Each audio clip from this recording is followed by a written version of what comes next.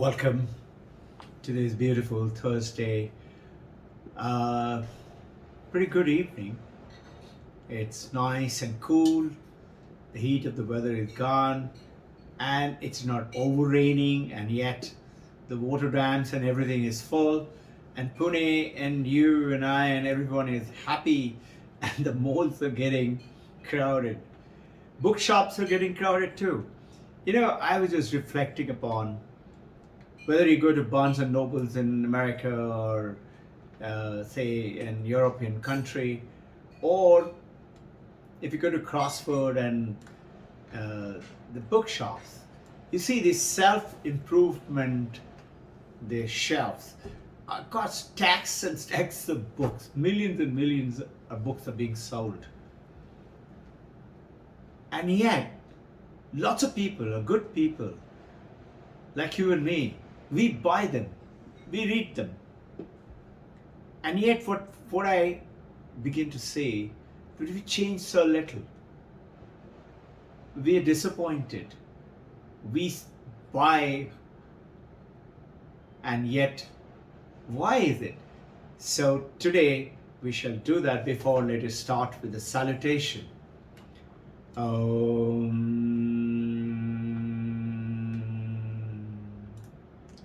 Asato ma satkamaya tamaso ma jyotirgamaya mrityurma amritam gamaya. Om Shanti Shanti Shanti. Oh Mother, hold our hand, guide us, take us across every moment of our life, from unreal to real, from ignorance to bliss, darkness of light to wisdom of knowledge, and death to immortality. Mother, make our learning today fruitful, that each one of us who are participating in it are enlightened and charged to know more, and you guide us so that we attain the purpose of this human life alone. Jai Guru. So, why is it? Why is it so difficult to read those books? How to make friends? I am a loner. I want to win friends. So remember those beautiful book, How to Win Friends, or How to Speak, How to Write Well, How to go out and get maximum out of myself and make the crorepati and make millions. We all would like to do that, find a perfect partner. But why is it that it is so minusculely happening? I was just reflecting on it, and Vedanta, when we apply it, Vedanta has an answer for it. Vedanta calls it knowing is being. But there is a gap between knowing and being. I may read thousands of books. I know the subject, but there is a gap between knowing and being. Vedanta says, but there is a gap between knowing and being. But Advaita Vedanta says knowing is being. The other world, the Western world, says knowing and being. Advaita Vedanta says knowing is being. Like, whatever actions you do, you're eating, you're sleeping, you're writing, you're playing, you're talking to people, you're doing messages, WhatsApp, and cooking, or let's say learning a skill, playing sitar or playing a piano. You never stop being a human being in everywhere. You are a human being, and it doesn't interfere with your doing that, playing sitar or learning something or eating food or talking to people. You continue. You don't become a donkey or a dog, isn't it? You continue to be a human being. Vedanta says, yes, just like that. Can we continue to be a divine human being? whatever action, talking to our wives, our husband, our children, our colleagues, our staff, our poor people, the destitute, can we continue to be a divine being? And when we know we are divine being, then we cannot make the mistake of showing those characteristics of irritation, anger, not treating everybody at par, and being different. So the question comes in Vedanta, I hear it, Shravanam. I reflect on it, Mananam. Remember the basic guideline of Vedanta learning, Shravanam, Shruti, listening, Mananam, reflect upon it, ask questions, clarify the doubts, and Nididhyasanam, make it firm in your consciousness, mind, through meditation. So I know it, I've understood it, but why isn't it real for me? How do I walk the talk? How do I make it being instead of just knowing? You know, T.S. Eliot, a very famous poet, T.S. Eliot, he had a poem written down called Hollow Men. And towards the end of the talk, he's saying that between the idea and the reality, between the idea and reality, there is the world of shallowness, hollowness. And that's why he called it a hollow man. Hollow man is trying to, the poem is saying, T.S. Eliot is saying, that idea, what comes to my mind, a concept, and make it into reality, into action, there is gap between the two. Thousands of years before T.S. Eliot, in Mahabharata, very interesting story. You know, many people ask this question in Bhagavad Gita, and this question was asked to me, and we have heard this being asked to many people too, that look, Krishna is God, and Krishna made Arjuna win that Kurukshetra. But so many millions of people, thousands of people died. Krishna could have easily avoided it if he had told Duryodhana, Duryodhana, what you're doing is not right. Why didn't you do it? Now this part of it, knowledge, is not known to most of people like you and me.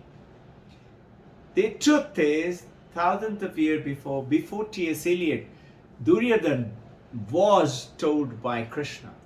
Krishna did approach Duryodhana. And he said, Duryodhana, you're a prince. You're supposed to be an example to everybody. What you're doing is not right. It is adharma. It's not dharma. Dharma is doing the right thing. This is adharma. You know what Duryodhana answered? It's very interesting. Duryodhana said, oh Krishna, don't try to teach me what is right and wrong. You think I don't know? I know what is right and what is wrong. Mind you, for a villain like Duryodhana, it was a great honor to him that, you know, Rishi Vyasa wrote this Mahabharata, including Bhagavad Gita. Rishi Vyasa gave that credit to Duryodhana, saying, Duryodhana is saying, I know what I am doing is not right. It is not correct. But you know something? Why do I do it? Something in my heart makes me do it. I cannot stop doing it. Can you see the difference? Why is it so difficult to change? Why is it Barnes and Nobles and crosswords, and we go to all these great bookshops and we buy the self-improvement books, we read them, we change minuscule, apply a little bit, forget about it, then we forget it as a bad joke. Why is the gap between knowing and being? Knowing and being. So Jonathan Haidt, is another very famous writer. He wrote this book called The Happiness Hypothesis. Happiness Hypothesis. Jonathan Haidt, if you spell it, it's Haid for Delta and T for Tango. Haidt. He's explaining why is the gap between knowing and the being. He says millions of people see this. Why is the gap? The more you know, the more is the gap. Why? Because you read it to make it your knowledge, but you don't make it your being. You don't become that. So classical Advaita Vedanta say, what would they say? You and I are Vedantists. Classical Advaita Vedanta says that you haven't understood it. The understanding when it comes to it, then what you know is that what you become. There is a lady who went down to Advaita teacher in India only, and she asked her teacher, Gurudev, my mind is like a storm. I want to calm down. Please tell me what should I do. A lady telling her Guru, tell me what should I do.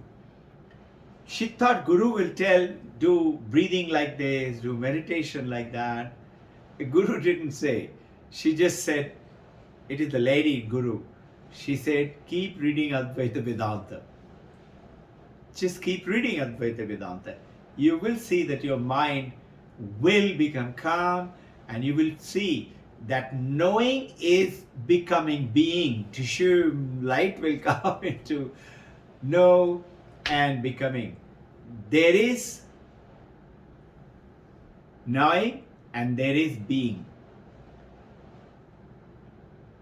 It is not knowing and being in the Western world. It is knowing is being. When you truly know it, Shravanam, Mananam, truly understand and Nididhyasanam, you made it firm, then you become that. That, long time ago, an example, you all have read this comic, Asterix, Obelix, right? In India, it's very famous. Western world, it's not so famous. But India, Asterix and Obelix is very famous. I have wrote lots of them. So you remember, those of you who don't know Asterix and Obelix, they're the Gauls bordering English and the Roman, and they were fighting against the Roman Empire, and they were like rebel. They wanted to protect their country, and Romans were wanting to conquer them. Obelix and Asterix got special potion from their druid doctor and became very powerful, and they could beat up hundreds and thousands of Romans. Being the rebels, they had great advantage. And one day they were reading, because Asterix wanted Obelix to get a medicine for the druid, and Obelix was huge, giant, very fat. Obelix is thin. It's very small, but very strong. Both of them very strong. So they're reading, and they found that a lot of patients are waiting to go down to the druid, the doctor. He does some magic potions and things like that, and cleaning their mind and healing their body. The one guy who was sitting there as a patient, and he was barking at everybody. So Obelix asked Asterix. Asterix is the more intelligent one. Obelix is a little dumb. Asterix asked, why is he barking? So Asterix told him, because he thinks he's a dog. And he said, next, and these people's turn came, the dog guy, and they went inside, and no time, he came down. We went in all four. He feels he's a dog, no? Both hands and both legs, then he went inside, barking inside, and came out without barking, standing. And Obelix and Asterix both are surprised. Wow, Druid healed him in 1 minute. And the druid said, no, I have not changed him from being a dog to a human being. I have just made him learn how to beg. So all he did is stood up properly and two legs and walking like that. So what's the point over here? Point is here, you cannot continue to make them continue to do it by just making them continue to behave like a dog, knowing that their being dog has not changed at all. We have to change them in the Advaita system. That real cure is to realize that you are not a dog, you're a human being. The real cure. So the real cure answer is to realize who we truly are. That knowing, when we realize, we become that, we realize that. And once you do it, you would automatically see great satisfaction, peace of mind would come in. I'll give an example. Enlightenment, realizations of the truly thing is, what is it? Nothing else. It is just knowing it theoretically, practicing it, and making it happen to become that. Swami Vivekananda explains religion as religion is the manifestation of the divinity which is within us, within you and me. In the manifestation is a beautiful word. Manifesting, bringing into reality, being it. Within divinity, we all have, beautiful qualities are there in everybody. There are the evil qualities also. But when I make it into reality, the divine quality, I am being. The Vivekananda is saying, manifesting that divinity. And he goes ahead and gives his guideline. The mission of my life is to preach into mankind. This is what Vivekananda is saying. And we have taken it in our group, in you and me, that same principle. Mission of our life is to preach into mankind through our behavior and conduct and examples, that inner divinity, and manifest it into every walk of life. Whatever we do, business, eating, sleeping, behaving, talking, smiling, kind, careness, automatically we should show that, manifest that divinity. And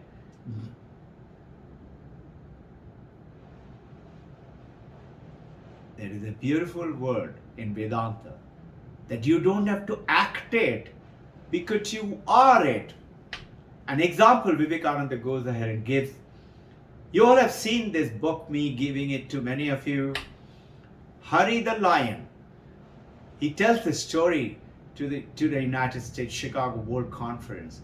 Hari the Lion's mother, very weak, didn't eat for 6-7 days and very heavy, carrying Hari. And eventually one day she found from the upper ledge there are some sheep down there, and she jumped to catch one of the sheep and eat it. Excuse me.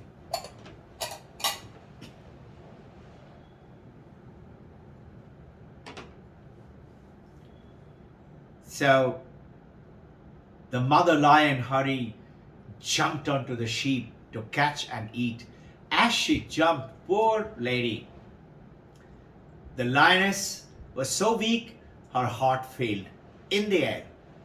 And as she landed, there was another mother sheep was giving birth to an ewe, a baby sheep. Mother sheep was shivering, but to protect her baby, she didn't run. The lioness lay dead, and Hari was born. Mother sheep took pity on the baby, and the baby lion was mew, mew, this is how they call. And baby sheep is also born. Mother lion started feeding both of them. Hari grew up. And to make it very brief, Hari grew up and he thought he's a big sheep amongst those sheep because he was big. One day another older lion came and he was chasing the sheep to catch one and eat. He was in good shape. Older lion suddenly found there's another lion, a young lion there among them. He goes and catches up with him. And he said, "What are you doing here?" Older lion said, "No, no, no, no, no. Leave me, leave me. I am a sheep, I am a sheep." Older lion caught him and dragged him to a water pool in the pond. And he said, "Look into the water. Your face and my face, look at my face, they're same. And look at the sheep face. They're different. They're sheep. You're a lion. Now roar." And Hari the lion roared. It's a beautiful story. I told you in brief. Look forward to knowing and being, to knowing is being in the coming Sunday's conversation. I pray for all of you. May that in our deeper desire, the fire to learn, to contribute, to come down on the Sundays and spread it to everyone. Your energy, those of you senior, your spiritual power to enlighten the fire within the youngsters who are, and those youngsters who are taking it up very sincerely, continue to work, and knowing is being. Discover. Jai Guru.